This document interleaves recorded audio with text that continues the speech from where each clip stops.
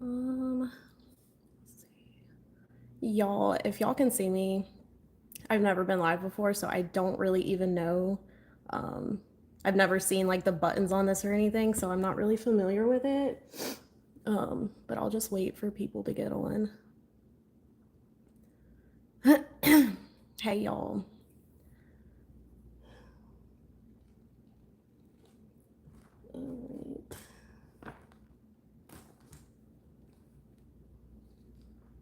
I'm extremely nervous. I'm not gonna lie. Um, I'm a very outgoing person, but when it's like something new that I've never done before, I'm like super anxious until I do it, and then I'm like completely fine. But like the first time, I'm like super anxious. But I'm gonna go turn on the fan, so I'll be right back.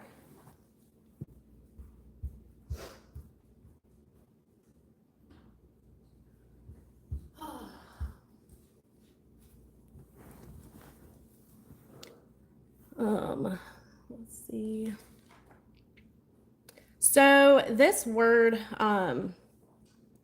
there's a lot going on with this word. God has brought me to this word with like so much confirmation, and um, let's see. Honestly, I don't even know where to start, but there's a big group of um, I would say ex prodigals now that are returning back. And so also with the comments, I'm not going to look at the comments. I'll look at them eventually, but if I look at them right now while I'm like speaking, I will get super distracted. It's my ADHD, and then I will go completely off. And this is already going to be a long video. I apologize in advance. That's why I decided to just go live, because there is too much to say. Um, there's a lot. So let's see. So the movie that I watched last night was Fireproof, and I've never seen this movie before, right? And this random clip from the movie popped up, and it was the apology from the husband. And if y'all have not seen this movie yet, I recommend 10 out of 10 watching it after this word. But it was the apology. It was the end of the movie where he comes back and he apologizes, right? Um, and so this morning, even, um, I was at Dunkin' Donuts getting my coffee, and I had seen 344. This all happened like within seconds. 344, which, if y'all have been following along with my videos, I have been seeing that number every single day for like weeks. And in the Strong's Concordance, it means to return. So I had seen that, and then I had seen 111, which I've also been seeing every single day, which God keeps leading me to Philemon 111, which, let's see, says, um, in the past, he was useless to you, but now he has become useful for both you and me. So this person has went through their process, and now they are useful, right? They're fit for use as a husband, as a partner. And that even takes me back to like yesterday, before I even saw this movie. I was next to this orange Jeep, maybe. I don't remember the exact vehicle. I took a picture of it though. It was orange, and on the front of it, it had said crush. And I thought, like, whenever I see orange, I think of the fire, right? And the crushing and the grinding, all of that happens in the fire, the refining. And so um, he was already speaking about fire, right? And basically, and then I had seen complete right after that. This all happened like within seconds. I had seen the word complete. So it's like saying that their process is complete now. They went through the fire, and it's complete. And then that even reminds me of like the orange butterflies that I've been seeing lately with the fire and the transformation. It's complete on both ends now, not just your end, but on both ends. Um, and so anyway, then back to like this morning at Dunkin' Donuts, I had seen Film or 111, 344, and then the song that came on the radio, Don't You Forget About Me, from The Breakfast Club. I love that movie, by the way. And at first I wasn't thinking anything of it. So I went to turn it, and God was like, no, turn it back and really listen. And it was just, don't you forget about me. And I was like, oh, God repeats that over and over. Like he's sending this person back now, right? And he's saying, don't forget about me when I send this person back to you. You know, when these things start happening and this starts coming together, don't forget about me. And so the, let's see, the other day, I had gotten, you know, God speaks to me through emails sometimes, right? And there was one that had stood out to me that said an Easter surprise is waiting. Um, and God had brought me to that same day, the number 109, and he had taken me to Mark 10 and 9, what therefore God has joined together, let no man separate. And he had brought me back to, he was speaking about bees a lot, okay? And bees, there was a word that I had released that he had given me like a few years ago about bees and pollinating, where he was saying like he tears down a foundation, right? That is built, that, you know, you and this person once upon a time had built yourselves, where God wasn't in the middle of it. And God had to completely destroy that and tear that down, right? So that he could build a new, place you on a new foundation that's built upon him, right? One that cannot fall, right? And so like a few weeks ago, I don't know if you guys remember, there was a bee that had like landed on my leg. And it sat there. It sat there for a while. And I was on the phone with my friend, and she was like, he's pollinating you. He's pollinating you. She just kept saying that. And so then I had also earlier that day ran into someone's old vehicle that they had gotten rid of, right? And then at the same time that this whole bee thing was happening later on in the day, I actually ran into that person, and they had their new vehicle, and God was kind of showing me the old and the new, right? And so what he spoke to me with this, what therefore God has joined together, let no man separate, and then brought back up the bees. He was like, the bees have finished pollinating, right? And now it's like producing sweet honey, like honey. And so it's just like a completion of something, right? And so then I also had gotten Revelation 22 and 7, look, I am coming soon. And it's not just one person, this is a group, right? So anyway, even with the 111 this morning, he took me back to a word that I had gotten on 111 of last year, January 11th. And it says, grand reveal, and then in parentheses, unveiling.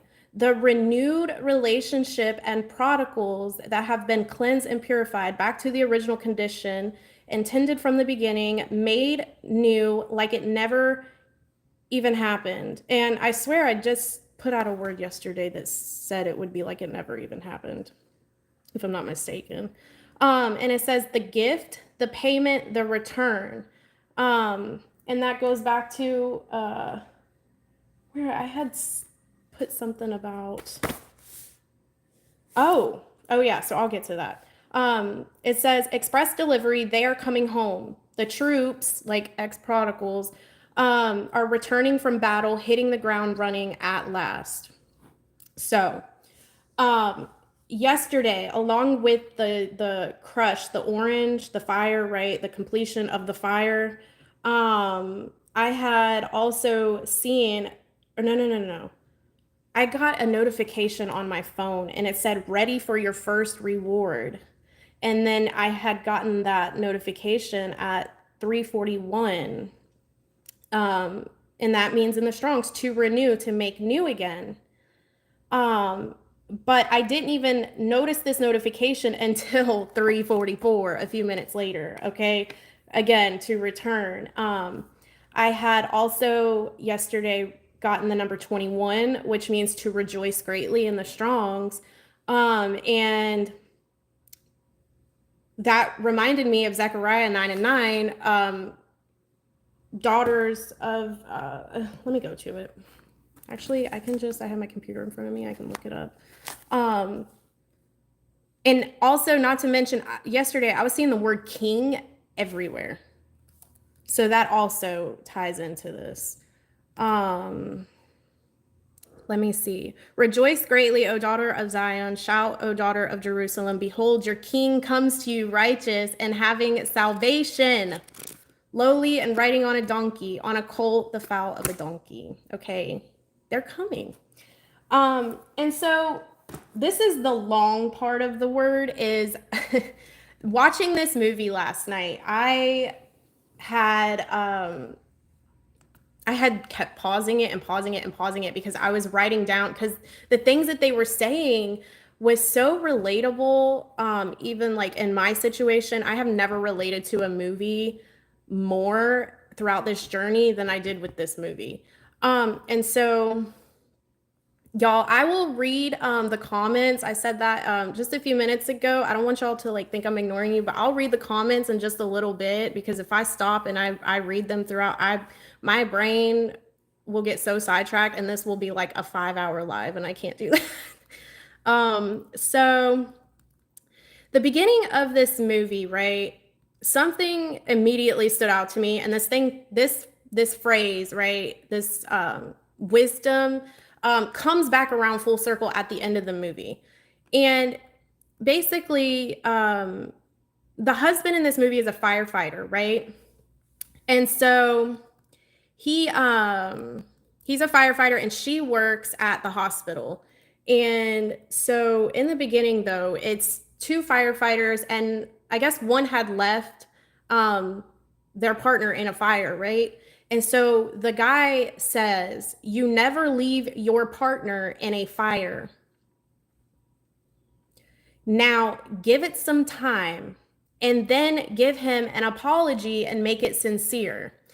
And that's kind of like what God has revealed to them through the things that they just went through, the separation and all of that. They've kind of they're coming out of this learning you never leave your partner in a fire. And he said, now give it some time. They've kind of been giving it some time, right? And then the instruction was to give them an apology and make it sincere. They're coming back with apologies, right? They've learned a lot throughout this process, through this fire that they've just went through and come out of. You know, there's been a lot of learning, revelations, just, you know, their eyes have been opened, right? And the crazy thing is, like, this movie has confirmed literally the entire process from start to finish that God has shown me. And so the way that I learn is like through visuals. So there's been a lot of like God speaking these things to me, but I didn't really have as much of an understanding as I do now, like visually seeing it played out in a movie. And so I have like more of a deeper understanding on this now. So again, like if y'all have not seen this movie, go watch it. It's really good, and I'm sure you can relate. So let me go down. He was kind of, so it starts like with him and his coworker talking. He's kind of like venting to his coworker. And he's like, a woman's like a rose.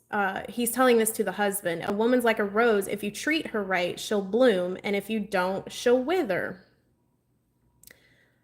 And they say, you know, a woman is meant to multiply, right? So what you give her is what will be multiplied. If you give her hell, it might be multiplied, right? But God has also taught us throughout this process how to be better wives, right? And all of the things. So it says, so she's like venting to her coworkers, right? And they're like, that's right, girl, stand your ground and demand your respect, because he's mistreating her. I guess I didn't even say all that. So gosh, this movie, it's like I watched, and this is why I wanted to do this last night, because there was so much revelation last night and understanding at the time that I had watched it. But like basically their marriage is falling apart. God's not in the center. God's not in it at all, actually, which goes back to what I was just talking about, the bees and how God destroys that foundation and tears it down, right? If your marriage is not built on God and God's foundation, then it's going to fall. It's not going to stand, right? And so their marriage is just falling apart. And so he's doing things that she has voiced to him. He struggles with lust, okay? He has like pornography addiction, like he's on the computer looking at a lot of things, right? And she's like voiced this to him over and over again, like, I don't appreciate this. I want you to stop doing this. And he just continues to do it. So he struggles with lust. And so then also he puts all of this money aside, right? And saves, like, invests all of his money into this stupid boat that he's wanting. So his time and energy and money is not being put into her, is being put into his own desires and things that he's lusting after, right? Which is causing separation, division. And so, anyways, this she's talking to her friends, and she's like, or they're telling her like, yeah, that's right, girl, stand your ground and demand your respect. So that's funny because the word that I just put out a few weeks ago or last week, I don't know, about with it was a song by Miley Cyrus and Eminem. It wasn't like a legitimate song, and I was having trouble reading the lyrics, but basically the spouse, like the tables turning, that's what was the name of the word, something about the tables turning. The tables have turned. So this person before was like sitting in a place of pride, and this husband in this movie was, there was so much pride in him, right? He didn't think he was wrong about anything. He was having a hard time taking accountability and seeing the wrongs that he was doing, right? He was basically neglecting her at home, his marriage and his wife at home, while he went out and was like a hero to all these other people and doing these things for all these other people while neglecting her and her wants and her needs and, you know, all of that at home. And so, but it was a lot of pride behind it. But now the tables have turned, right? If y'all, I can't even get back into that word because this video will be way, way, way too long. If y'all have not seen that yet and you don't know what I'm talking about, it was titled "The Tables Are Turning" or something like that, and it was from a few days ago. So, anyway, this kind of confirms that. And so they also said he has to be a hero to you before he's a hero to anyone else, right? Priorities. And he thought because he was a firefighter and he's saving people's lives and all this, he thought it was making him a good person. He didn't see anything that he was doing wrong, but it was like he was neglecting his marriage and his wife at home by doing, you know, not listening to her needs and all of that. So, or respecting her needs, or respecting her at that. And so it's like this scene where it keeps switching back and forth. So he's venting to his coworkers, she's venting to her coworkers, and he says, so the scene switches and it's him venting to his coworker at this point, and he's like, the reason our marriage is failing is because he doesn't get any respect from her, which again confirms the word that I was just talking about, the tables turning. This person felt like you weren't, maybe felt like you weren't respecting them. And so then it switches back to her, and she's like, the worst part is he doesn't even have a clue. He thinks the marriage has been fine for the most part. And maybe you can relate to that. You might have voiced like your concerns to them and all of these things to them over and over again while still pouring into this relationship, right? While still maintaining respect and showing them unconditional love and all of the things, but they just weren't listening. They were choosing not to listen to you. They were choosing to continue to just avoid, anything, resolve anything, take accountability for anything, right? So eventually over time, like they just go about their days thinking everything's okay because they're just completely avoiding it, right? But with you, because it was unresolved, these things just continued to be unresolved. It never went away for you. So maybe they were over there thinking like everything's okay, but you're over here and things just keep adding up and adding up and adding up. And over time, then you get to a point where it's like, okay, this person doesn't care about me. They're not, I've voiced things over and over again. I've had enough. And then so you start basically pulling back and not pouring into the relationship as much. And then that is when they realize things are going wrong. They don't, they only realize it once you start pulling back and stop pouring into the relationship. So that's why he was thinking like, oh, it just now started happening. That's mentioned later on too. Like he says like, oh no, our relationship has been fine over the last, few years. It's just this stuff only started happening this year. And it's like, no, dude, it's been happening. You just weren't seeing her. You weren't hearing her when she was trying to, voice these things to you. And so, yeah, she's like, it's like he doesn't even have a clue. He thinks our marriage has been fine for the most part. And then he's like, oh, here it is. Yeah. It only started this year. He's like, it only started this year. And then maybe you have heard these things, right? He says she's overly emotional about everything. I've related to this so much. And she's easily offended and way too sensitive. And it's easy to say that about the person because then you're just pushing everything off of yourself onto the other person, so you don't have to take accountability for the things that you've done to make them feel this way. You know what I'm saying? So it's easier to just say, oh, you're being too emotional. You're being, right? And maybe that's how this person has been towards you at one point. And so then she's like, so from the other end, he's like, she's so emotional, and she's like, he's so insensitive, and he truly doesn't care how I feel. So it's like the complete opposite. It's almost like this person was emotionally unavailable for you. And it felt like they really didn't care because she's like, he doesn't listen to me. They might have just dismissed your emotions, your feelings, and, avoided it altogether.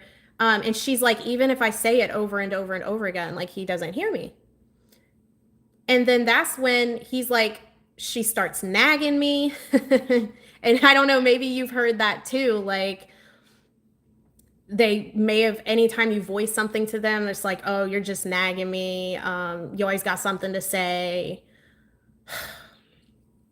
So that's his perspective. Like, he's like, she just starts nagging me and says I don't listen to her. And it's like, because you haven't been. Like this movie triggered me a little bit, but I really related to it a lot. So it was interesting to see it put into like real life, like instead of just hearing it in words. So then it says, then it drives me crazy. So it's like she starts nagging him in his point of view and says that he doesn't listen to her, and it drives him crazy. But then they both say at the same time, I think, that they both feel like they're going insane because there's just so much division and nobody's hearing anybody. No one's seeing anybody. They're not seeing each other. They're not hearing each other. And there's just so much division going on, right? And so this is basically when everything starts to fall apart, and God allows this to happen, right? He allows it to happen so that because this whole thing is a process. So like if you just split up from your spouse a few weeks ago, you've got some ways to go. Okay, it's a process. There's tearing down, there's refining, there's uprooting, there's there's just a whole process, and then there's a rebuilding process. Like it is a process. This does not happen overnight.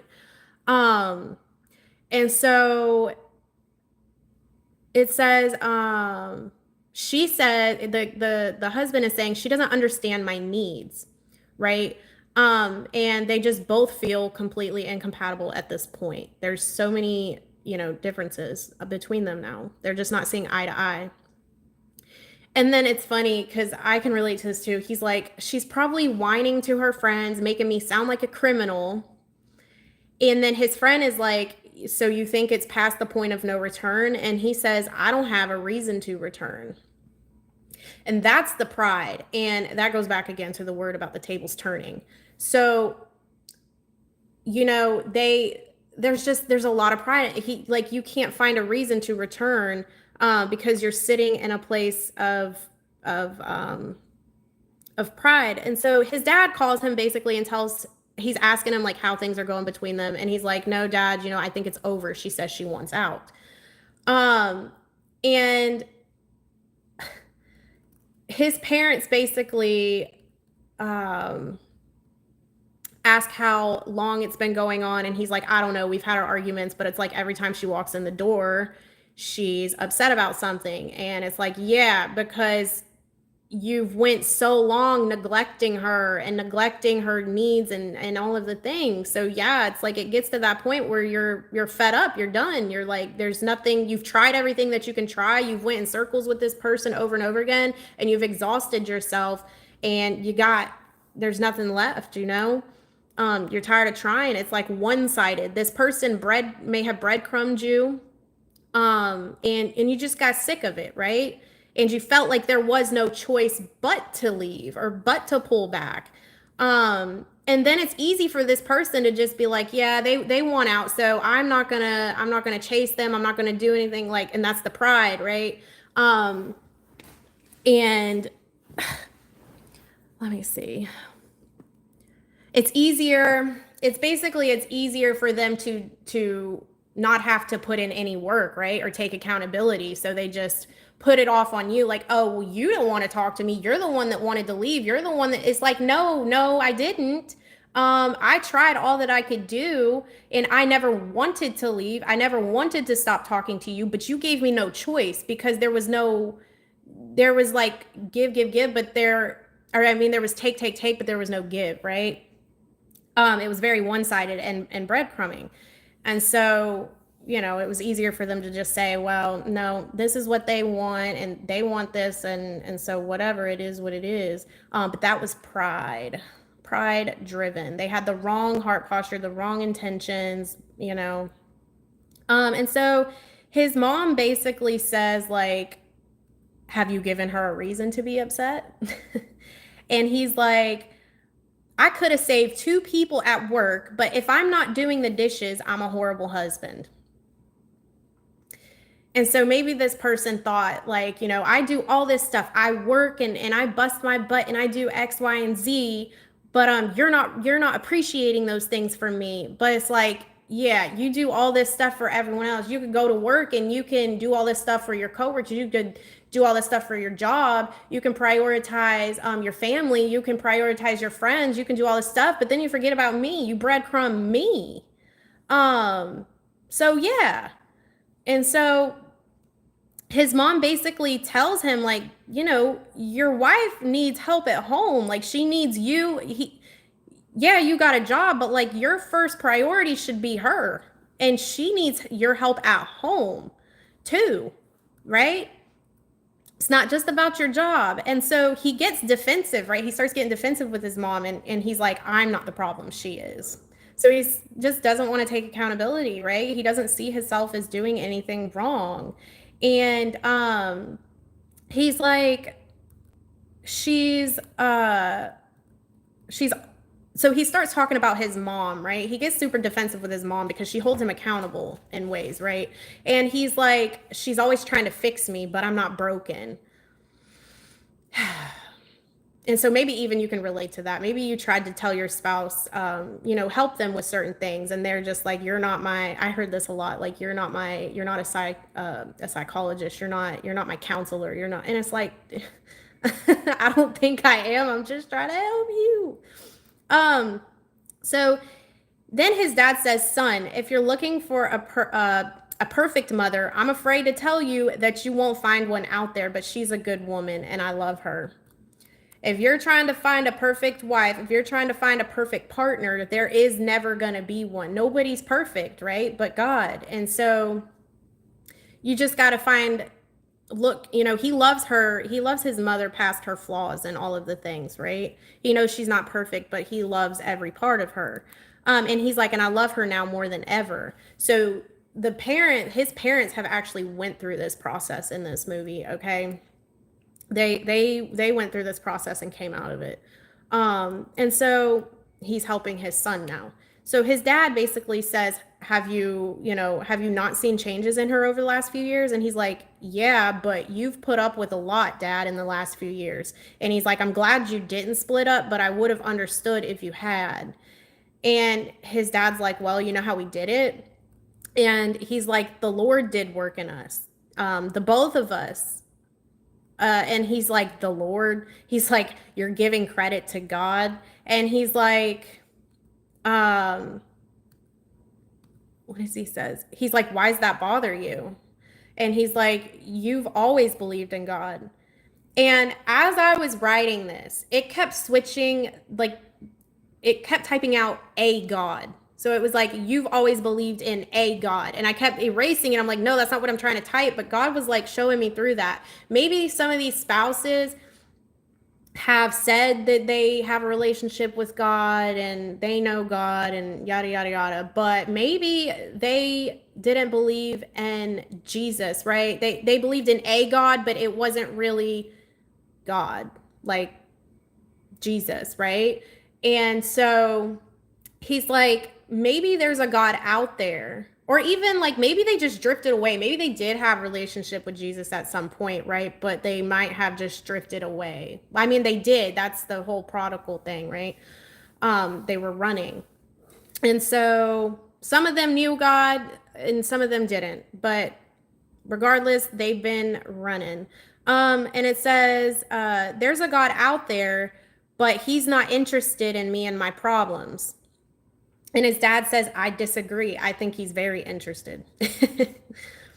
And he says, then where has he been all my life? And his dad's like, I believe he's been working all around you and you just haven't realized it. You haven't exactly given him an open invitation. And God's not a forceful God. He's not going to force himself on you. But he will allow you to go through certain situations and stuff that will kind of in return push you back to him, push you where you have, you come to the end of yourself, right? And so, and this guy reminds me even too, like this movie reminded me of like Jacob, right? He had to come to the end of himself. He tried to do all these things in his own strength, but had to realize where his strength, he had to admit who he was and where his strength came from. And it wasn't from himself and anything that he could do. And so, he says, son, I used to be right where you are. God didn't matter to me, but I can't say that anymore. I never understood why Jesus had to die on the cross. And he says, Dad, I'm glad this new faith is working for you and Mom. I really am. It's not for me. So he's rejecting God. He's running from God. While his marriage is falling apart, can't get anything right, And so his dad's like, is there anything in you that wants to save your marriage? And he says, maybe if she wanted to, but she wants divorce. So it's like he can't take he cannot, he keeps pushing it on her. Like, well, she wants this. So maybe if she wanted, and his dad's like, no, is that what you want? Right? And he says, I just want peace. But what difference does it make if she signs the papers? It's all over. And so his dad says, I want you to hold off on the divorce for 40 days. Interesting that he says 40 days. And his dad says, or he says, why? And his dad says, I'm going to send you something in the mail, something that will take that long to do. And he says, what is it? And his dad says, it's what saved our marriage. And he's like, Dad, if this is a religious thing, I would rather you didn't. And he looks at it. He says, look at it as a gift from your father. Take one day at a time and see what happens.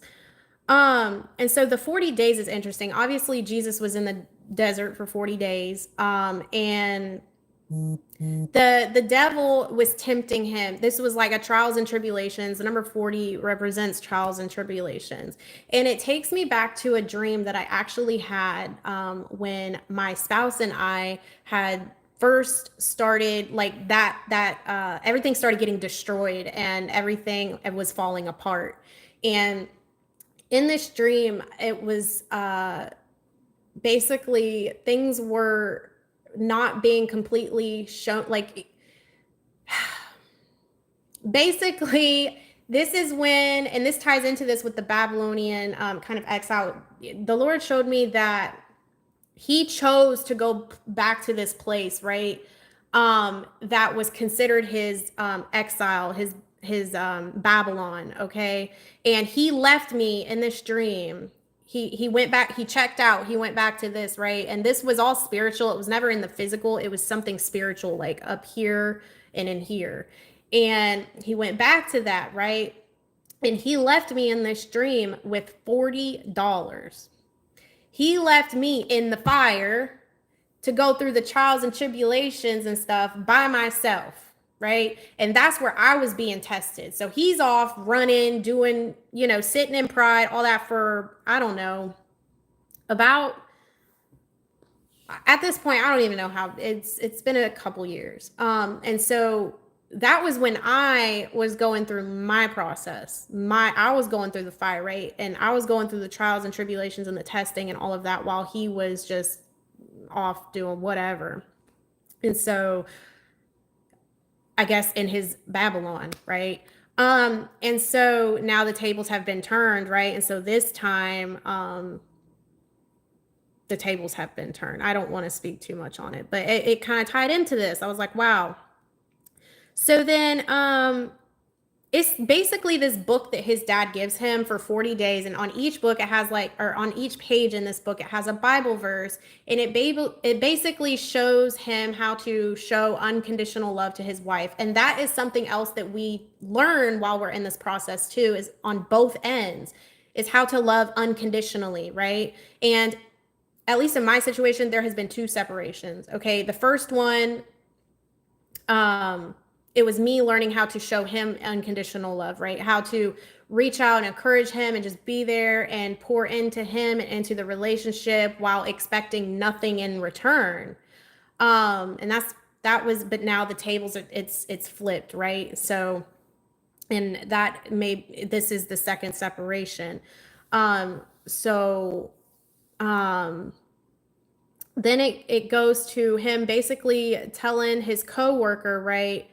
That him and his wife were very much in love when they first met, but today it's just not working out anymore, and that they're very different people. And that may be relatable too. Like in the beginning of the relationship, when you're on the high of the relationship in the beginning, and everything's going good, then everything after that, it starts to fade a little bit, and the real trials and tribulations start to set in. Like, you start seeing this person for who they really are, their flaws start, and that high goes away. And that's when things get real. And that's when you start getting tested, right?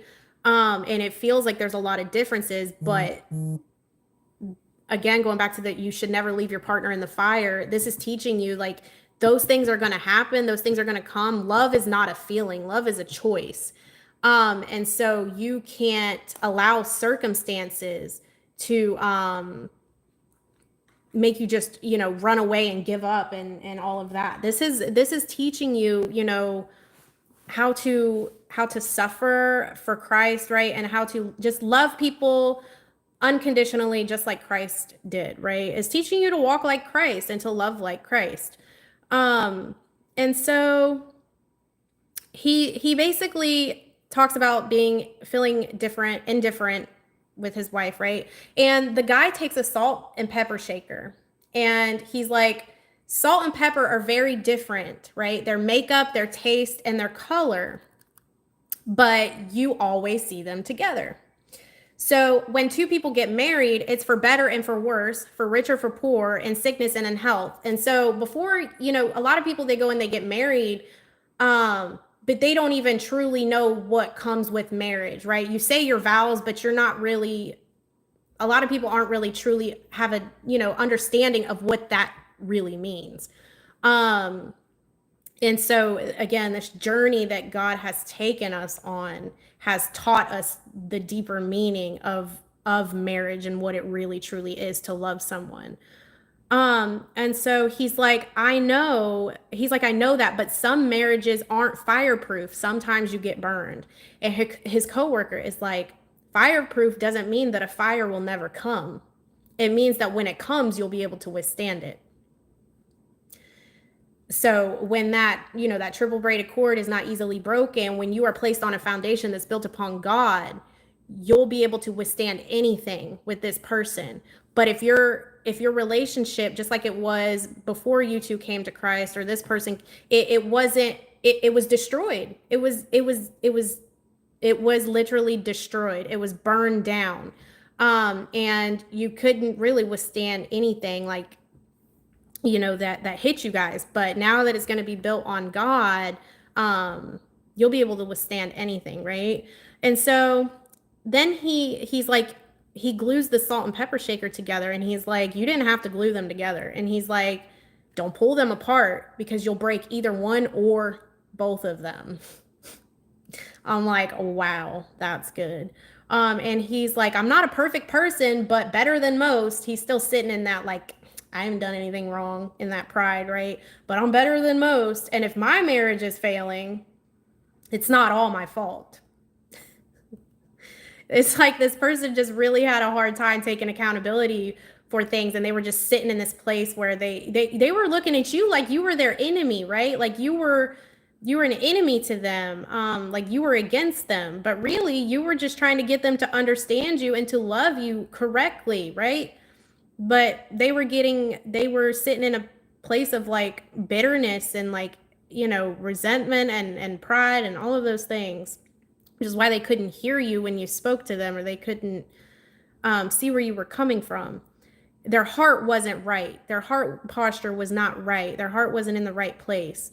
So then his coworker, he's like, dude, I've seen you run into a burning building and save people that you don't even know, but you're going to let your own marriage just burn to the ground.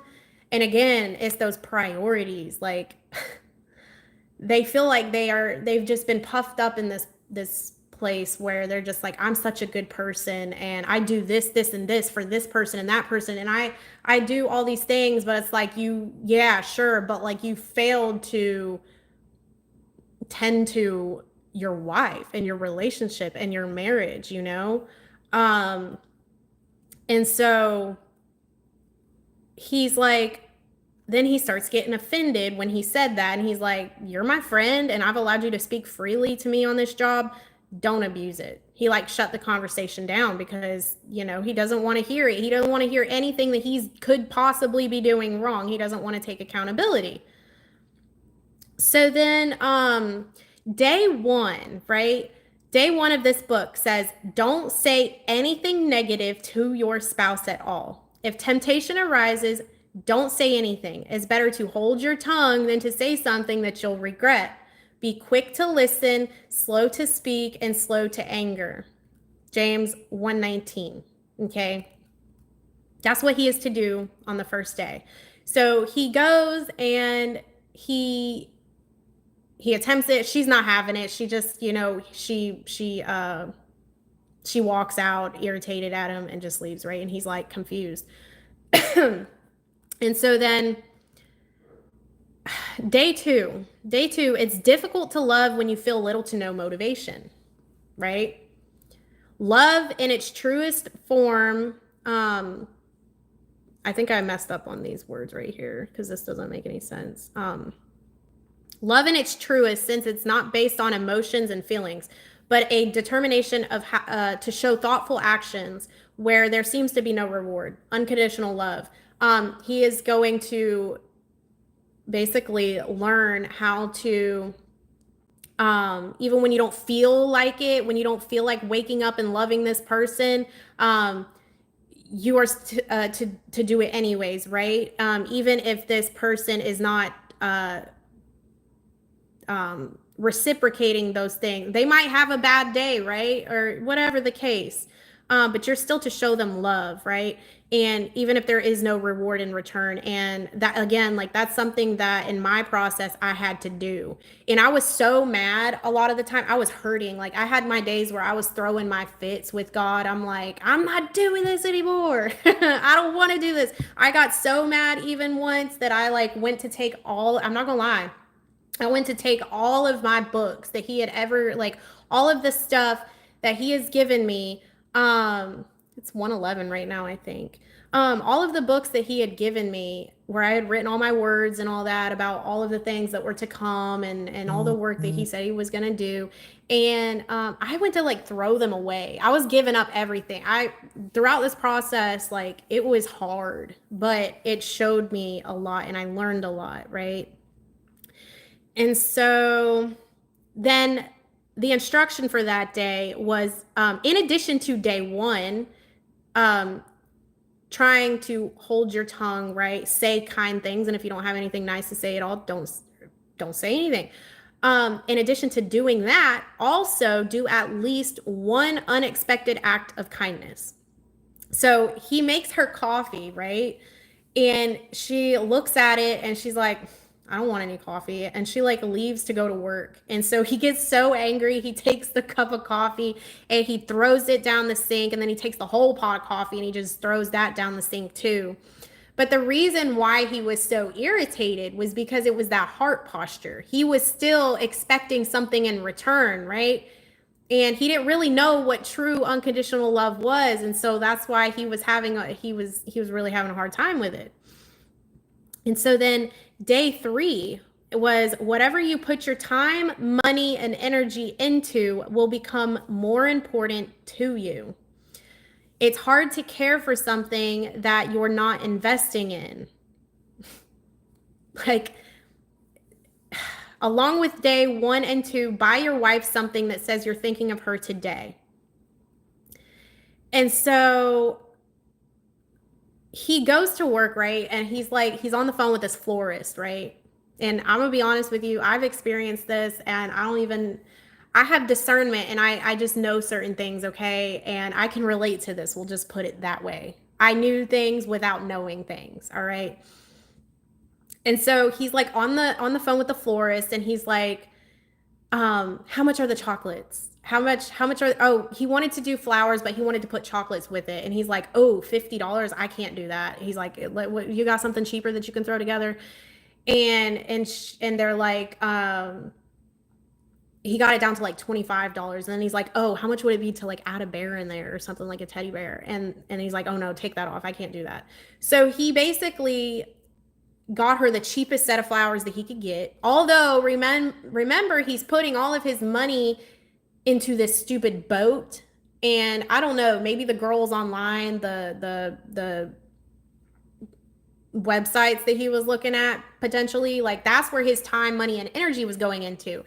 And it's like, you can put all this money aside for this boat, the things that you are lusting after, right?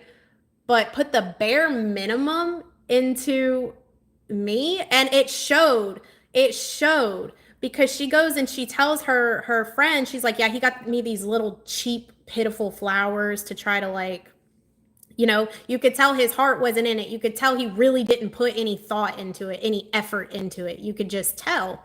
And so then she's basically like venting to her friends and coworkers. She's like, he's acting really weird with these acts of kindness. And these girls are like basically telling her, oh, it's because of the divorce. I've seen this happen to my friend before. He's only buttering you up so that he can get certain things out of the divorce, right? So it was, in my eyes, the enemy using people around her to make her think that his intentions and stuff weren't good. So it was like, you can't, throughout this process, you cannot listen to people around you, and you got to be very careful who you vent to and talk to about certain things throughout this process, because a lot of people don't understand it, and a lot of people aren't going to give you godly advice, so you really got to be careful, because the enemy will use people to deceive you. And so they were confusing her. They were basically pulling her away from what God was trying to do. Okay. And so then it's like this scene where they're arguing and stuff. And she's like, your acts of kindness aren't fooling me. And at the same time, though, she can sense that his heart hasn't actually changed. And that's why she's not buying it. Because number one, she doesn't trust him.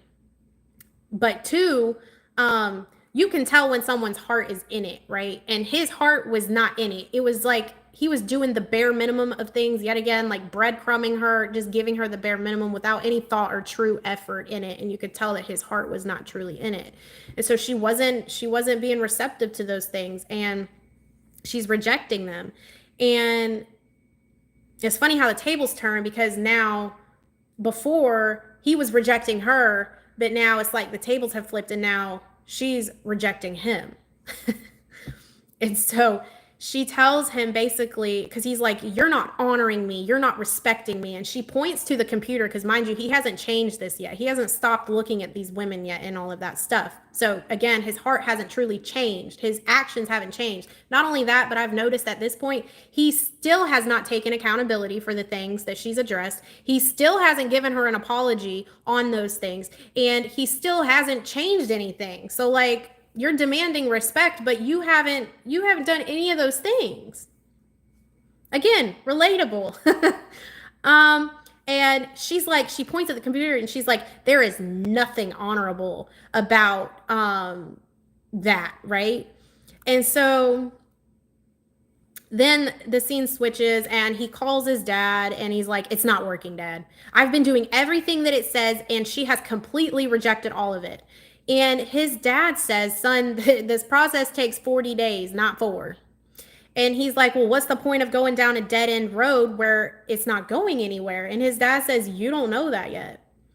And he's like, you're not a quitter. And something tells me you're doing just enough to get by. Am I right? Breadcrumbing. And he's like, I feel nothing. And his dad says, I understand, but this isn't based on feelings. It isn't easy and you can't give up yet. Keep taking one day at a time. And God kept telling me that through my process. Like, your feelings matter, they're valid, but you got to stay out of them. You can't sit in them. You can't move based on your feelings, right? Feelings are temporary. And you're going to feel them throughout the process, no doubt about it. It's not easy and it doesn't feel good, but you know, it leads you somewhere, right? And so you got to keep going and not sit in those feelings and allow those feelings to dictate, you know, how you move and such. So then she's talking to her mom. Now her mom had a stroke and her mom she can listen to her and stuff, but she can't actually like speak back to her. And so she's telling her mom, she's like, I'm having a hard time holding on, you know, like, I know that you told me to not give up when things get hard, but she's like, I'm really having a hard time holding on. He makes me feel so hated and he doesn't even know it. And maybe that's how this person made you feel when they weren't hearing you, they weren't seeing you, they weren't making you feel loved, they weren't making you feel valued or any of those things. It really truly felt like, man, this person really doesn't like me. You know, they're entertaining all these other things around them, all these other people around them, but when it came to you, it's like almost like they made you feel like you were an annoyance to them, you know, a choice, you know, like, you know what I'm saying. And so it didn't feel very good. And she's like, when did I stop being good enough for him? Like, that's what it felt like. You know, it's like in the beginning of the relationship, they put all this time and energy and on all of this into you. They invested a lot into you. And then it just like somehow went away over time, right? And it's like they just stopped caring, right? It felt like they just stopped caring about you. But, and they were just breadcrumbing you, doing just enough to get by, but like it wasn't enough. But then when you voiced it, it was like, oh, you're always nagging me and and they just didn't want to hear it. They didn't want to take accountability. It was easier for them to just push it off because then they didn't have to put in the work. And a lot of these spouses, they take a long time. Their process, they don't want to take accountability. It's so much easier for them to just go about their day-to-day life, avoiding it all because they don't have to put in any real work, right? And that's why even too, they may run off with other people. Again, I didn't deal with this. But I know people do deal with this. The counterfeits, like they go off and they're off with other people. And the thing is, it's because it's easier to be with that person because they don't hold them accountable for their actions. They don't force them to be a better person, right? They don't, but when they're with you, it's like they look at you and it's like they're looking at in the mirror, like you reflect to them all of the things about them that they don't like about themselves, things that need to be healed, things that need to be, and then so they run from it. They don't want to. At one point they just didn't want to put in that energy and time and effort into changing themselves to be better because they know to be with you they have to be a better version of themselves, otherwise it's just not going to work. So they run to where it's easier, right? And so day 18, right? Studying her. When a man is trying to win over a woman's heart, he studies her interests, her likes, her habits, her hobbies. After he marries her and wins her heart, he often stops studying her, right? And that goes back to what I was literally just saying. Like in the beginning, they invest all this into you. They're so head over heels over you, right? But then once the real sets in and all that goes away, they just lose interest, right? And they stop trying to learn you. And this is what he said. It says he studied her with a high school degree before he got married, but after he should continue to learn her in marriage for a college degree, then to a master's degree, and then to a doctorate degree. And it's a lifelong journey that brings his heart closer to hers. So as humans, like we're constantly evolving, we're constantly growing, we're constantly becoming newer versions of ourselves, right? And so it's like you can't stop learning this person. You can't just, you have to continue to learn and grow with them because they're going to be constantly changing and growing themselves. And it keeps that closeness and that intimacy with this person, right? It brings their heart closer to yours when they do that. It creates a bond and just all of the things, a connection. And so his coworker, so with this being said, the instruction for this day is he's supposed to make her a candlelight dinner and he asked her a whole bunch of questions to study her, right? So his coworker, he's like, oh man, go all out and don't cheat. Like if you decide to not cook at home, order food from a really nice restaurant so that, he's basically telling him, make it seem like you put in actual effort, right? He's like, make it a memorable date. So he does. And she gets home and she just like looks at him. She looks at the table and she walks away. She goes in her room and it's almost like she's trying to like process how she's going to respond to this, right?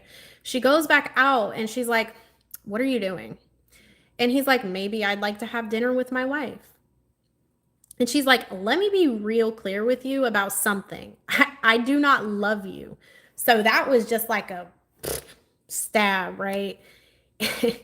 And mind you, though, something I still continue to notice, he set up this dinner and all this stuff, but has yet to address any of the things that she's mentioned. Take accountability, apologize, and discuss those things and put in the effort to change those things, right? There has been no true like heart posture change in this at all.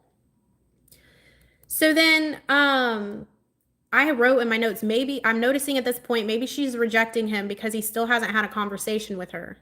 Everything's still up in the air, right?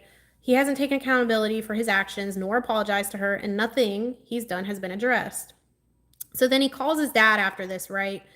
And he says, I'm not doing this anymore. There's nothing there and it's not worth it. And again, I think that we have been there at our point in this journey. We've been there, like angry, like I'm not doing this anymore. I'm giving up. Like there's nothing being reciprocated. They're off doing this, this, and this, or whatever. I'm done.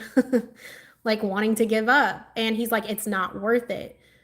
And so his dad says, I understand, son, but you're halfway there.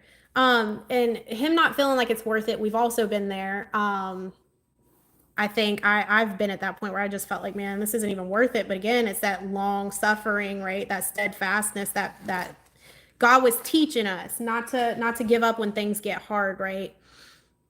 You can't just walk away because things get a little bit hard. Because you're in your feelings. So his dad's like, I understand, son, but you're halfway there, which was the most difficult for us too. And he says, but you had something that, he was basically telling his dad, but y'all had something there. He's like, she has given me nothing. And his dad says, we had no hope either. Our marriage should have ended, but you can't listen to the way that you feel at the moment.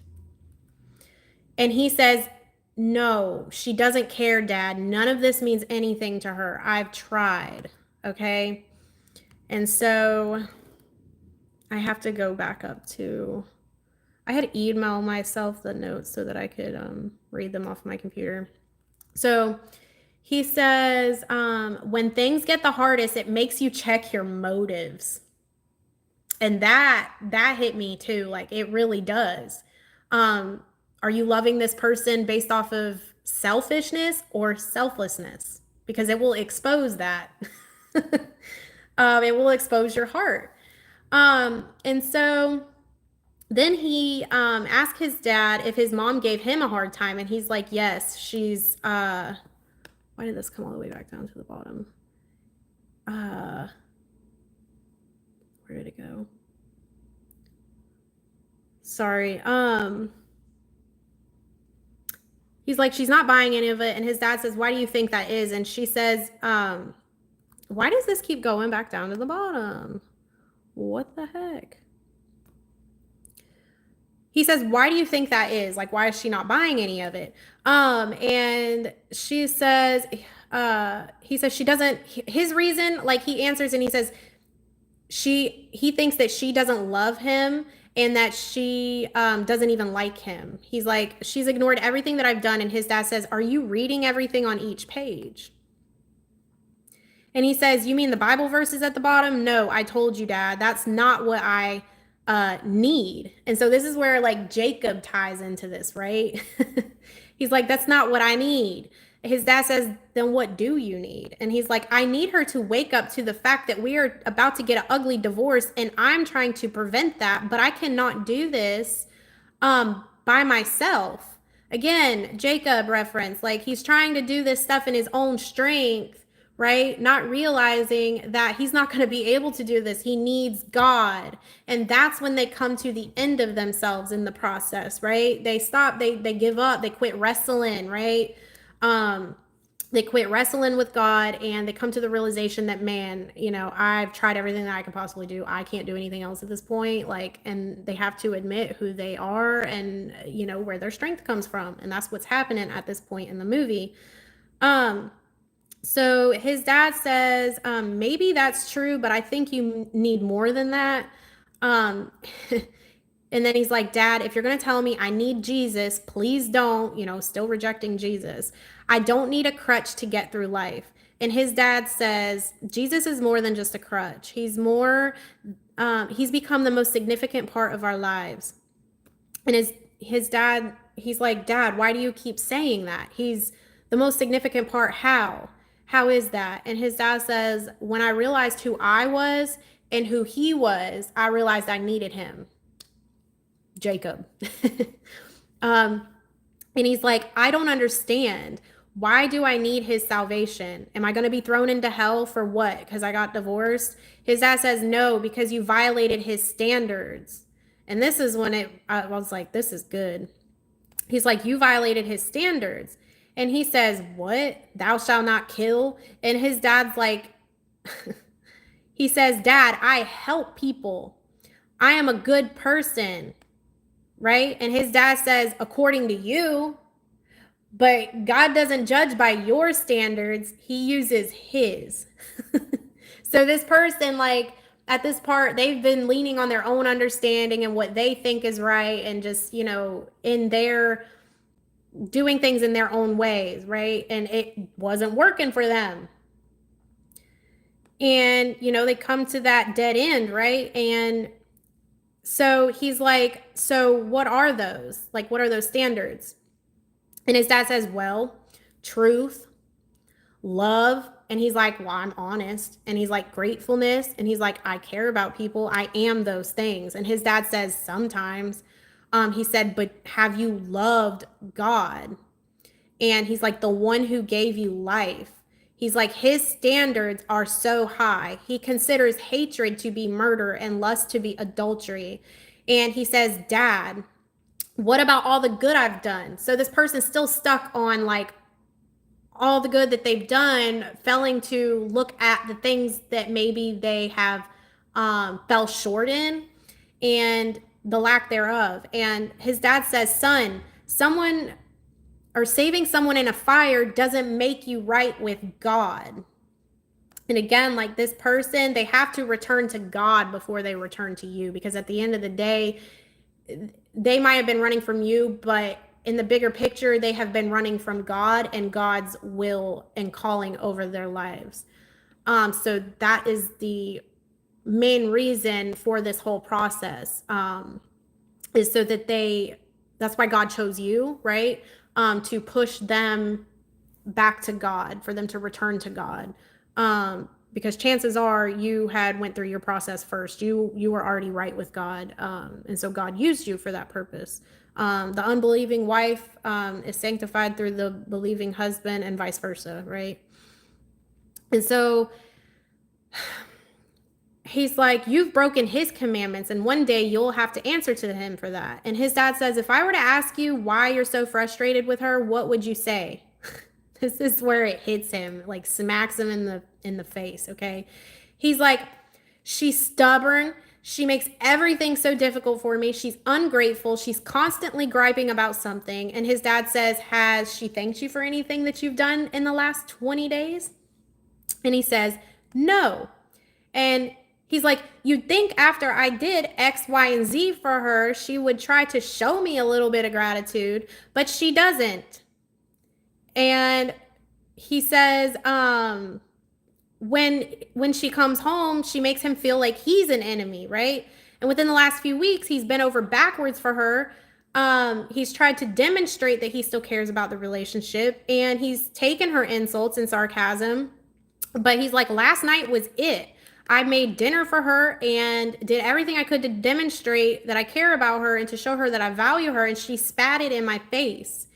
And he's like, she does not deserve it, Dad. I am not doing it anymore. How am I supposed to show someone love over and over who constantly rejects me?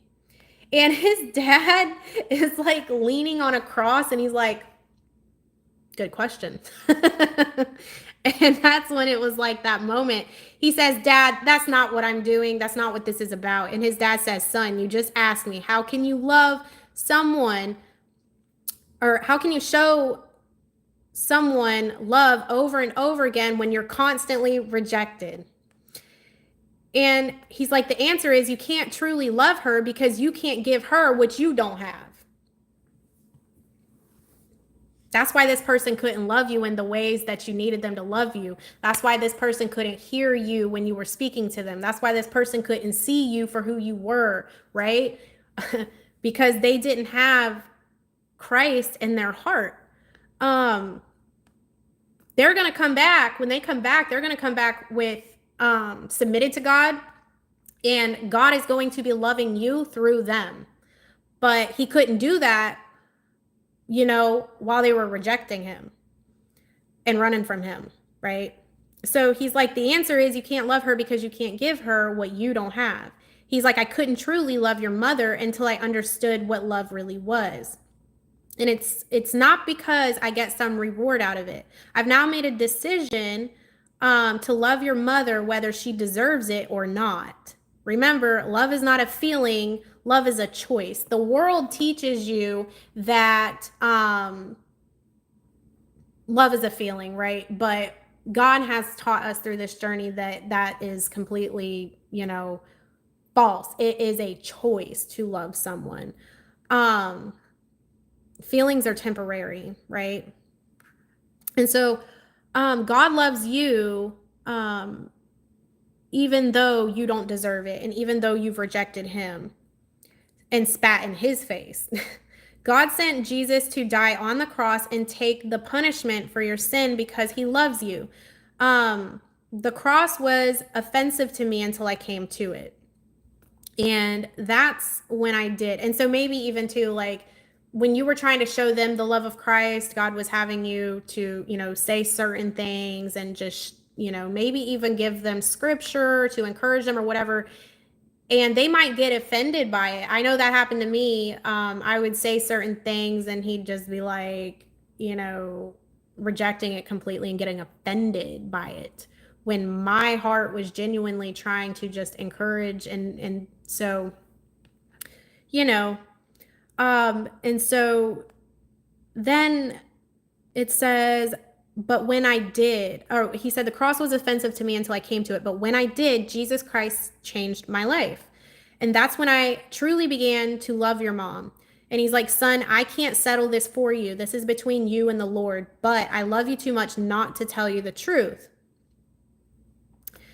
Um, and so that's another thing. Like, God may have had you say certain things to them at a certain point in time and they completely rejected you, and then you got mad at God or got in your feelings like, I don't understand this, I don't understand why you're having me to do this.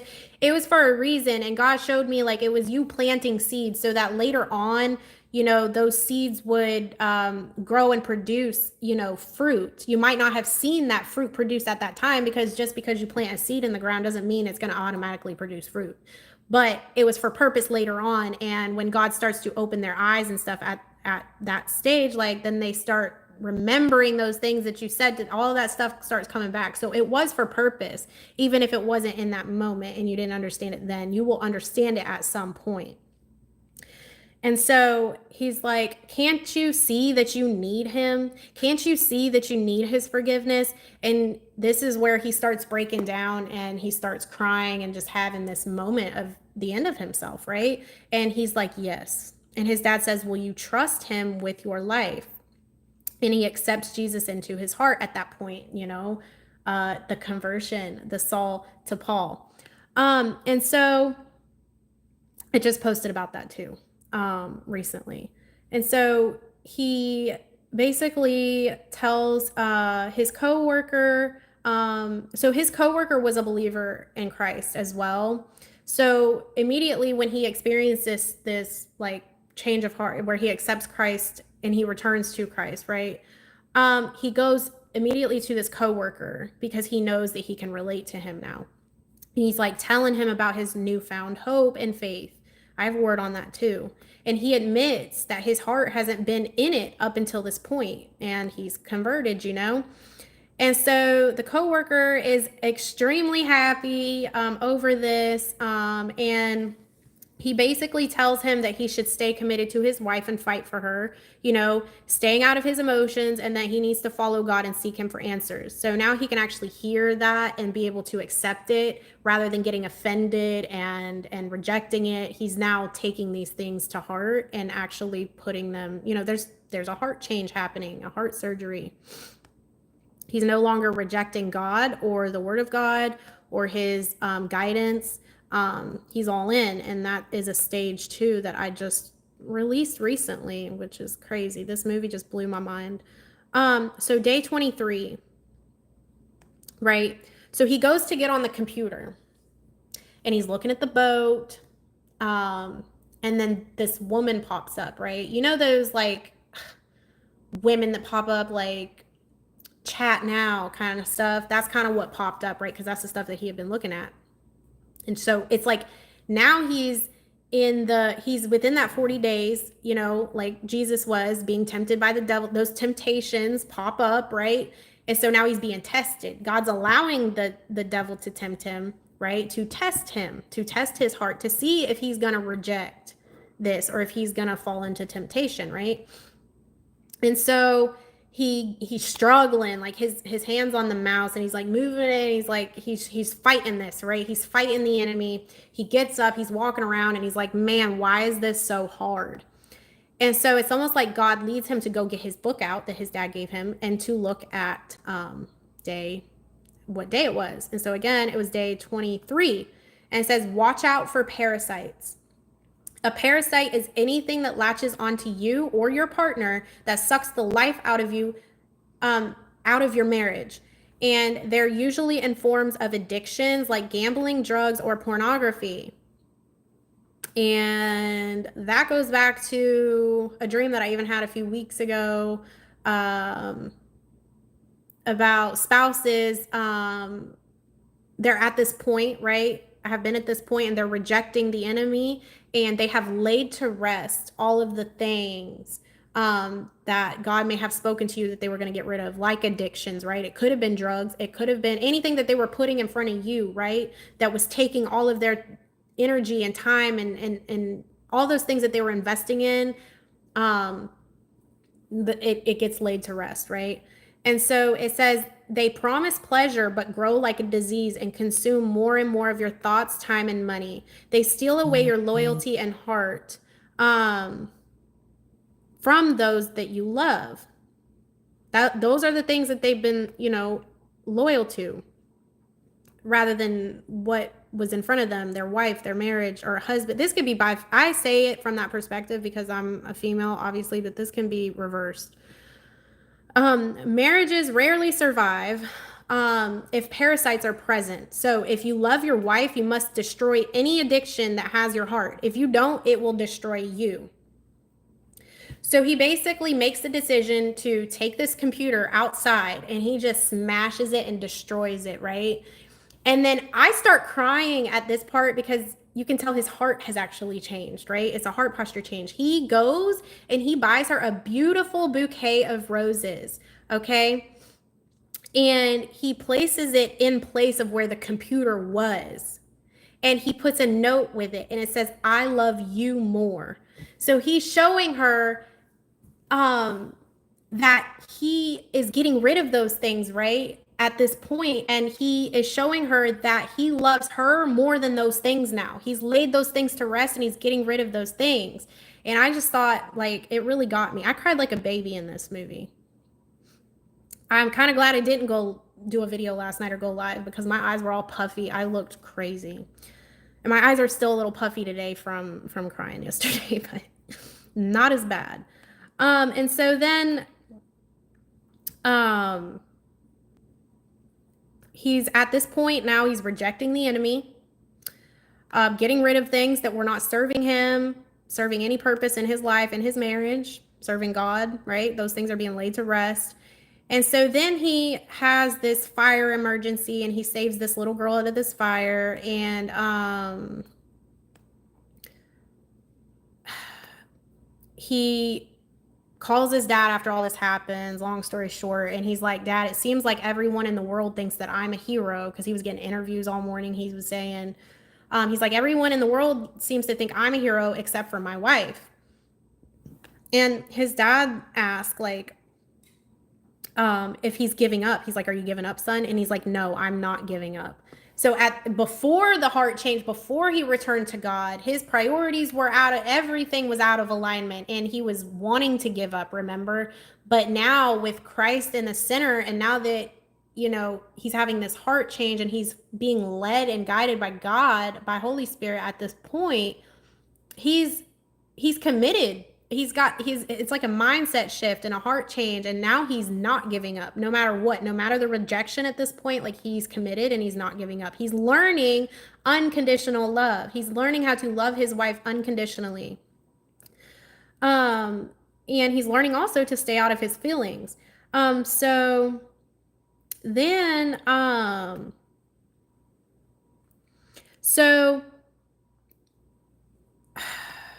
see. This is all the notes about the rose in the computer. He thinks everything's going good, right? And then this also upset me. Like, he gets a petition, he gets papers. She leaves him the papers for their divorce, right? So it's like she's still moving forward with this divorce, and he starts breaking down and crying. Like, it hits him. Like, and that's like the stage 2 that God's been showing, like, where they're in everything's like hitting them. They're going through a lot of changes, and there's just this phase of like mourning that they go through, of heaviness, right? Everything's hitting them. And so that, I had just posted about that too, like recently. And so, but he doesn't let that phase him, right? What he does is he, goes up to her job, and he pays. So remember, her mother's been sick, right? She's had a stroke and whatnot. And there's like, she needed like a wheelchair or like a bed or something. I don't know, some stuff that was very expensive, right? And so he goes up to her job and he pays for these things. It was like $4,000, I believe, or something like that.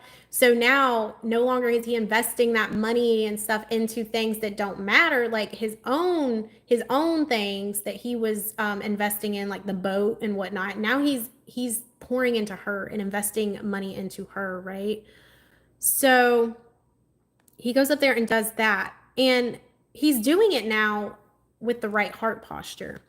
And so then he's like cleaning her room though, and he finds a love note in her room from a guy that she had been seeing at work that he didn't know about, right? She's seeing this doctor that she works with. They go out on lunch dates and stuff, and he's basically giving her all of that attention and the things that she's been missing from her husband. He's making her feel good, right? And so that's what she's been doing, but he didn't know about it. And so this is when he finds out about it. And he basically goes up to the hospital, finds this dude, and he's like, he threatens him in a sense. And he's basically like, this is my wife. He makes it very known, this is my wife. I know I'm not perfect. I know I've had my issues, but like, I'm fighting for my marriage. I'm fighting for my wife, and you need to back off. He makes it very clear. So then basically she had a lunch date set with this doctor the same day. Shortly after, she finds him and she's like, are we still on for our lunch date? And he's like, you know what? I changed my mind. And he just basically blows her off, right? And she's like, that's weird.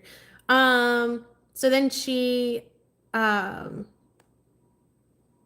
basically how did I skip down all the way to here? Hold on. This is all the way at the bottom. I don't know how I got down here. So then because he's not on the lunch date with her, this coworker that she works with, this older lady, right? She's like, can I have lunch with you? I haven't talked to you in a while. And she's like, sure. So she sits down with her and she's like,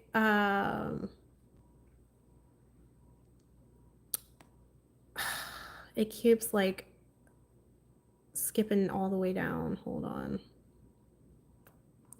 She's basically asking her how life's been, and she's like, this past year hasn't been a good one. I'm not gonna lie. And she's like, it's been bad. And then she's like, well, can I ask, is this like relationship related? And she's like, yeah. And she's like, well, she's like, I know you're married, right? And she basically tells her, like, I've seen you with this doctor. I've seen you guys out together. And she's like, how would your husband feel about that? Because she's like telling her, my husband, she said, he's had his chance. She's like, the doctor is a good man. He treats me better than my own husband has treated me in years. And he listens to me. He makes me feel important. And she's like, it's always good to have those things. But if this doctor's trying to woo you while you're still married, what makes you think he won't do that with someone else? And she's like, she starts getting offended because the conviction hits. She doesn't want to hear that she's doing anything wrong. So she's like, you know what? Like, I think we're getting a little too personal. Like, she cuts the conversation and she leaves, right? So she starts feeling convicted, right? And so then there's this period after this of like this song, While I Wait. Actually, I don't know the title, but it was talking about like, it was a Christian song, and it was like, while I wait, like I will be patient, I'll be steadfast, I'll be like, while you're waiting on the Lord to do his work, right? That's like playing, and he goes to knock on his wife's door one night but he turns around and he walks away. Like, he goes to knock and then he's like, and he turns around and he walks away, and then you see him like on his knees praying. So like, he's learning to be patient. He's learning to have this new hope and faith that he didn't have before, and he's learning how to pray and wait on the Lord, right? In that time. And so then this is like the end of the movie, basically. So there's that long period where he's just growing in his faith and all of that stuff. And he comes home from work and notices her purse and her keys are on the couch, and he goes to check on her. And he's like, are you okay? Like, you should be at work. Why are you at home? And she's just sick. She's not feeling well, right? But he's like, is there anything that you need? And she's like, nope, I'm good. She just rejects him. She's like, nope, I'm fine. I'm fine. You can go. I don't need anything from you. Like, I'm good. And he's like, okay. Now, typically, like in the past, before God came in and did his work, this person might have just said, okay, and then left it at that and went on about their day, like offended maybe even, and just didn't come back with anything. But because God has done all this work and this person is not the same, he leaves and he goes and gets her Chick-fil-A, like soup, medicine, right? And he's given it to her to take. And he's being so attentive and loving and caring to her, right? That he hadn't done before in the past. And she's like, again, she's like, why are you doing this? And he's like, I have learned you never leave your partner, especially in a fire. Like, that's what this process has taught both of you or all of us in the end. That is what God teaches you through this. Like, you can't just leave when things get tough, when things get hard. The fire is going to come, the trials and tribulations are going to come, the testing is going to come, like all these things are going to come, but you can't just give up and walk away. You can't just leave your partner there, right? In that fire alone. And so that's what this whole process teaches us. And so he's like, she says, so what's happened to you? He's come out of the fire. She's seeing the after, like she's seeing this new version. And I put out a word about that too recently, like 2.0, this person 2.0, they're coming back and they are not the same person. Right. And so he's like, my dad asked me if there was anything in me that wanted to save our marriage. And then he gave me something. And he's like, I could let you read it if you want. And she pulled it surprisingly out of the blanket. And she's like, is this what it is? And he's like, how long have you known about this? And she's like, I found it yesterday. And so she says, what day are you on? And he says, like 43.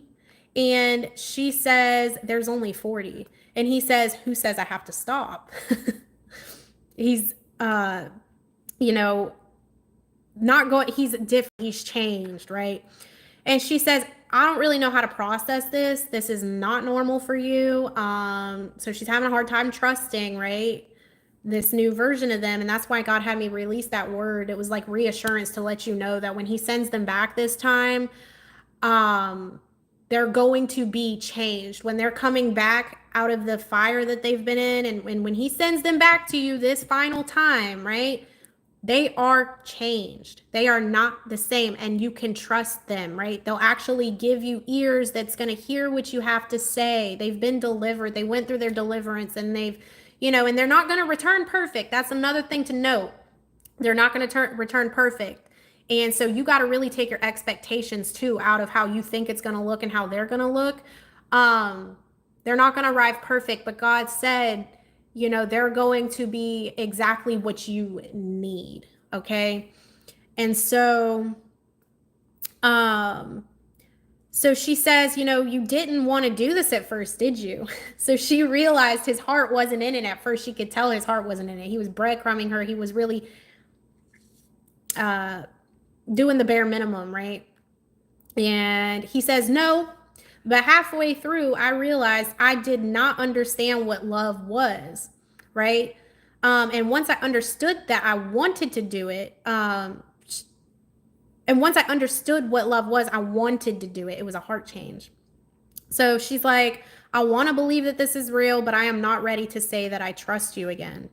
And he says, he's like, I understand that, but whether you ever reach that point or not, I need you to understand something. And he gets on his knees, right? And this is the confession. This is the apology that they're returning with, okay?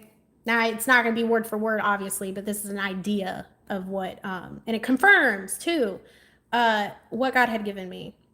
So he says, I am sorry. I have been so selfish. For the past 7 years, I have trampled on you with my words and with my actions. I have loved other things when I should have loved you. And the last few weeks, God has given me a love for you that I have never had before. And that's that passion too that I've been posting about. Like, he is igniting that fire in them, and they are coming back to you with a love that is going to just blow your mind, because you have not experienced this part of them before. Okay, this is a new version of this person. They're coming back for you with the love of Christ, right? And so he says, and I have asked God to forgive me, and I am hoping and praying that somehow you would be able to forgive me too. And that goes back even too with the word that I posted about the song Far Away by Nickelback. He literally gets down on his knees in that song. He's like, on my knees, I ask for one last chance, for one last dance. And he says, like, I need to hear you say that I love you, that, you know, I forgive you for being away for far too long. Like, this person knows they've been gone and been fooling around with this thing has been going on for far too long, right? And so at the same time that you need to hear their truth, their love, their apologies, reassurance from them, and all of the things, they are also needing that to be reciprocated in return, you know. And so they also need to hear those things. And this can even be like with the letter, right? God showed me this for some, this confession, this love, truth, apologies, all of this is going to come in a form of a letter, a message, some sort of something, right? And he was saying maybe he instructed you to write them a letter as well. Maybe that sort of instruction, if you don't know what to write in your letter, if you have not written it yet, maybe that's some things, instruction on what you should add to your letter or whatever to them, right? Some things that God is telling you that maybe they need to hear from you as well. And so that's also why you need to make sure that your heart posture is in alignment, because I'm gonna be honest, at one point I was like, I can't even write this thing. Like, I can't even, I was even thinking, like, if I were to get married tomorrow, I would not even be able to have, like, write down vows to say to this. Like, I had no positive things to express to this person, and that was because my heart posture was not right, you know. So you can't really express those things, and that's why he's telling you too to be ready when this comes, because and that's not just physically, that's emotionally, spiritually, mentally. You have to be ready. And so yeah, she basically tells him, she's like, you know, I have to have these divorce papers to my lawyer like next week, so I got to think about this, right? And so he's like, okay. So he lets her have her time to think, and basically, so she had thought that the equipment for her mother was purchased by the doctor. Okay. She went to the doctor and she gave him gratitude. She thanked him for purchasing those things, but he only put in like a couple $100s towards this. But he went along with it. He was like, oh, you're welcome. No problem. And so this whole time she thought that the doctor had done it, but she goes to the hospital and she finds out that the doctor did not buy the stuff for her mom. He only gave like 300, and her husband is the one that did it. And in this moment, everything really just hits her, and she starts crying and getting super emotional, and she's basically realizing, like, he has changed, right? She's realizing his heart posture and all of the things have changed, and that he's not the same person, right? She's realizing all that he has actually done for her, and it's just like hitting her now. She's having this moment of realization. And so she goes back home and she's digging through her drawers. She finds her wedding ring. She puts it back on. You know, throughout this movie, she had taken it off when she was just done, right? She took that off and she hadn't worn it the whole movie. And at this part, like, you know, she starts to actually appreciate him, right? She starts to find gratitude towards him and appreciation for him. And she has this like new respect for him, right? And so she's crying, and she goes to his work, right? And she goes to see him, and she basically says, like, if I haven't told you that you are a good man, you are. If I haven't told you that I've forgiven you, I have. And if I haven't told you that I love you, I do. She's like, something changed in you, and I want what happened to you to happen to me. And he says that it can. And so basically, the unbelieving wife has now been sanctified through the believing husband. She is now being pulled into Christ. So that's kind of like a plot twist. Like you pulled this person by your actions and by you going through this process, right? And you going through the fire first, you pulled this person close to God. That's how, you know what I'm saying? And that's why those seeds that you planted were planted for purpose, even when things weren't being reciprocated. God had you do those things for a reason. It's all for purpose. And so she's like, she says, is it too late to ask you to grow old with me?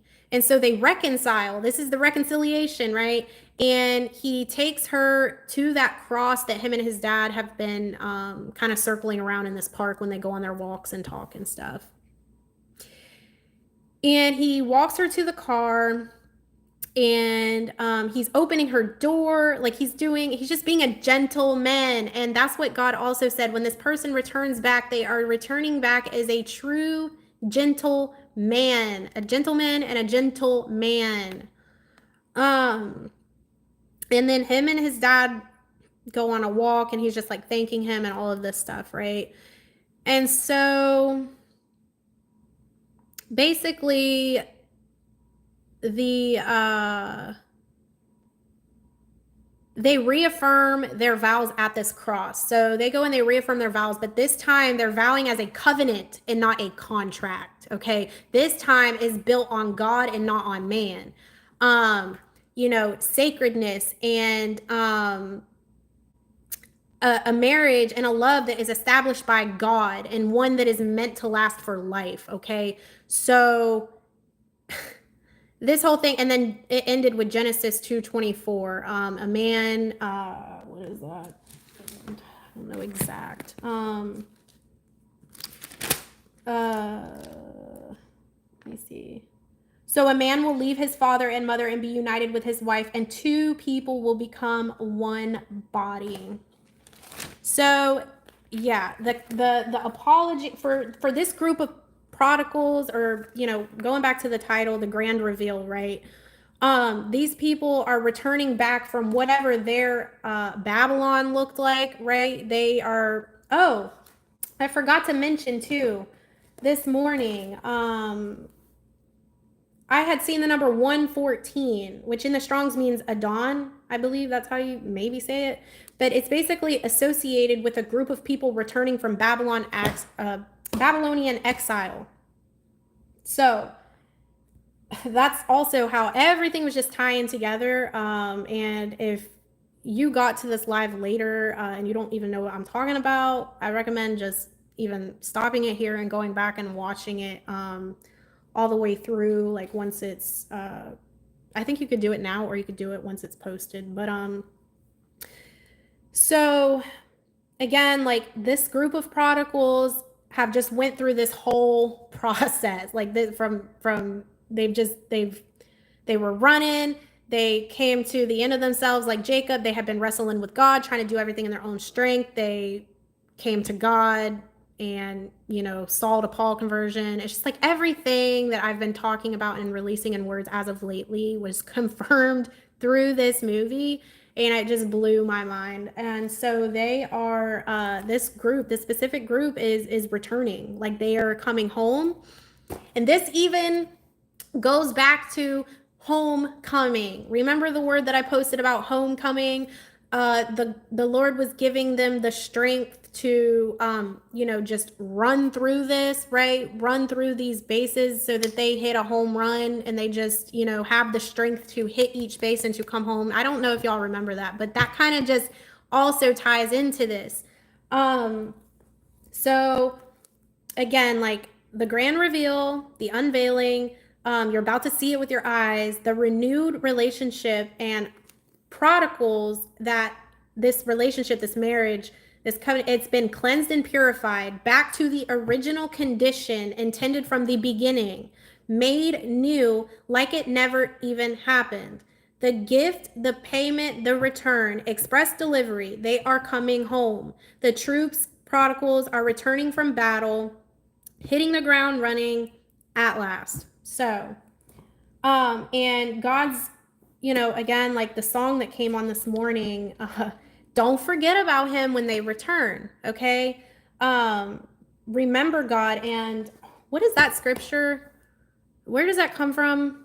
Don't forget about him when he brings you into this new land. What scripture? Do y'all know what scripture that is? Oh Lord. Deuteronomy 8. Do not forget the Lord. Where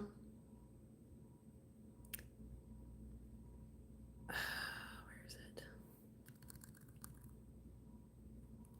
He's like, he gave you manna to eat in the wilderness. Just don't forget about him. Remember who was there for you throughout this whole thing. Like, don't forget about God. And yeah, here's the other thing. Like, your relationship with God might, once y'all come into union and, the marriage and living together and all that, like, your relationship with the Lord, the amount of time that you've been able to spend with him now is gonna be different. And you're gonna have to adjust to it, but you can't completely forget about him, right? So definitely remember God, but this is happening now. And be ready for it. And also take it to God, because not all of your spouses are in the same season, right? Some of them may just be going into the fire. Some may not have even gotten there yet, right? But there is a very specific group that God has been speaking on that is they are returning now. And I've been seeing this number every single day. So the fact that he's back to back to back to back on it means that it is happening now, like any moment from now. Like, it's happening. So I am going to go back through the comments. Let me see. I could not look at them while I was doing this because I would get so distracted. This would have taken forever. And yeah, I was really nervous about going live too, because not only because it's something I've never done before, but my brain gets so sidetracked, and I'll be like, and y'all may be able to relate. So like, if you're telling a story, right, you go off track like to 10 other stories or 100 other stories in that story, and then completely lose sight of like what you were originally talking about. And I was nervous about that happening. like this could go really bad. But this video was just too long. Where are we at? Yeah, an hour and a half. I just knew that it was going to take a while.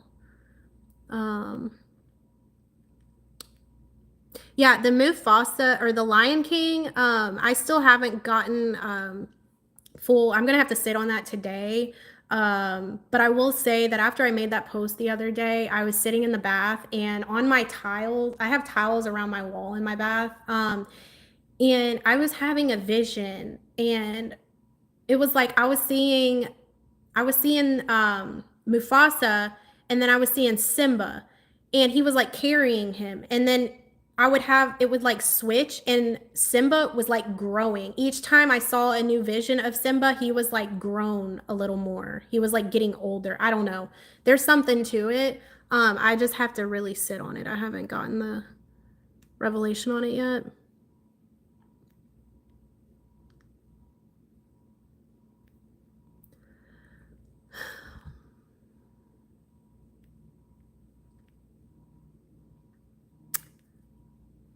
Thank y'all for y'all's support. I was so nervous when I first started this. Like, extremely nervous. The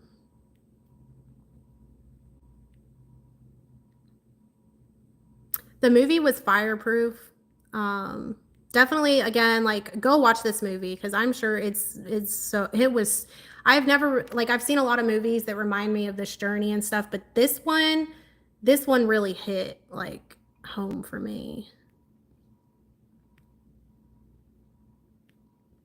Yeah, so while neglecting her, he ultimately neglected God as well. And that's the thing, like, the whole point of this is for God, right? We matter too in this whole thing, but initially, like, the main priority of this whole separation and this whole journey is to get this person to Christ. Like, they are assigned to you, which is why you go through your process first, and then you experience all this stuff like I just talked about, like going through the fire and them leaving you in it, right? By yourself. This movie can be flipped to multiple different perspectives. But it's so that the unbelieving wife or husband is sanctified through, their push to God and return back to God. It's about saving souls, and he gave me a word on that. It's about saving souls at the end of the day, right?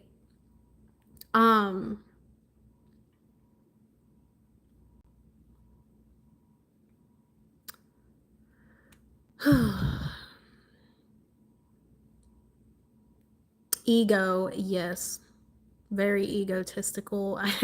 I keep seeing this truck, this big semi, y'all might have seen it, that says super ego on it.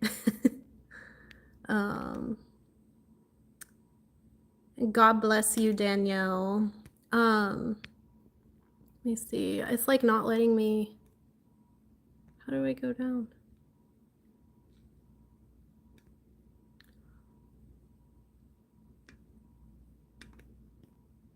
Sorry, I'm trying.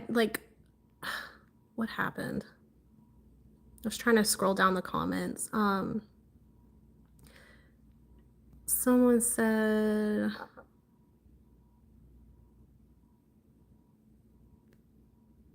these men are not coming to play. Absolutely not. They're coming back with God's heart this time.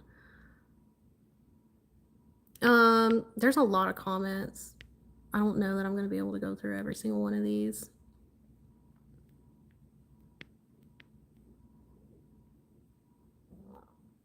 My stomach is growling, guys, because I have not eaten yet.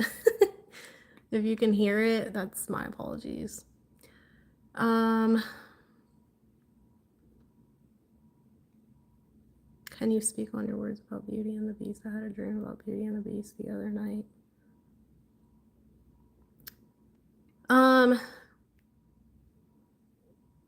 At the moment, I don't really have much to speak on about that. The only, revelation that God has given me through that is about, throughout,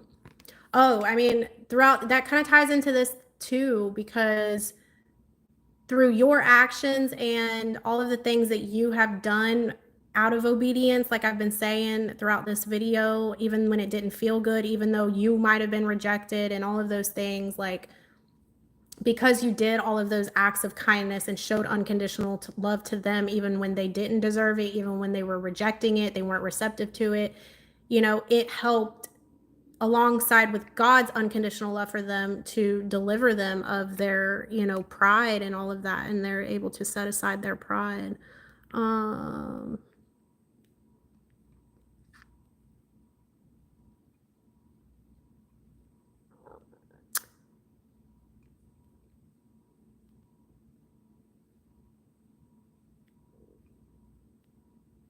Okay, let's see. I feel like I gotta go eat, y'all.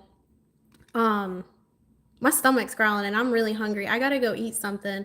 So I pray that this blessed y'all, though, and I pray that it, gave some sort of confirmation to you guys, encouragement, and all of the things. But just know, for who this is for, there is a group of prodigals, ex-prodigals now.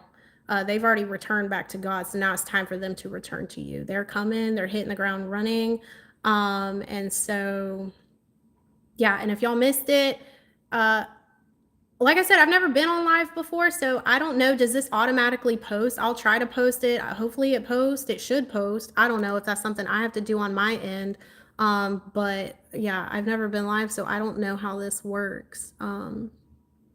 But go back and watch it. If it does end up getting posted, hopefully it does. Go back and watch it if you missed anything. It's really good, but it's really long. So again, my apologies. But thank y'all for being patient with me. And I pray y'all have a blessed rest of your weekend, and I will see y'all next time. All right.